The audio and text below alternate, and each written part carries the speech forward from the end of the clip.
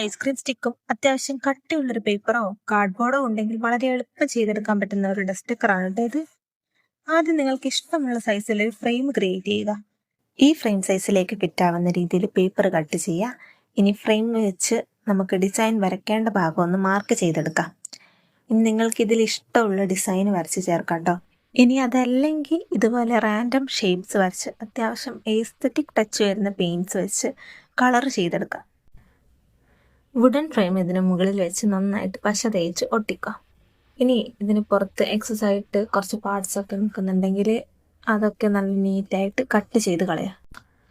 ഇനി ഇതുപോലൊരു ഡ്രൈ ഫ്ലവറോ അതല്ലെങ്കിൽ പേപ്പർ കൊണ്ട് ചെയ്തെടുക്കാൻ പറ്റുന്ന മിനി ഫ്ലവേഴ്സോ വെച്ച് ഇതുപോലെ പേസ്റ്റ് ചെയ്യാം.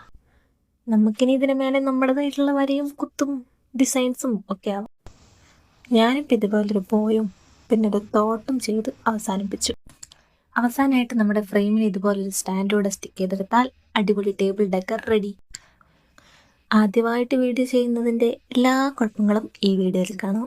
അപ്പോൾ വീഡിയോ ഇഷ്ടപ്പെട്ടെങ്കിൽ ലൈക്ക് ചെയ്യുക, കമൻറ്റ് ചെയ്യുക.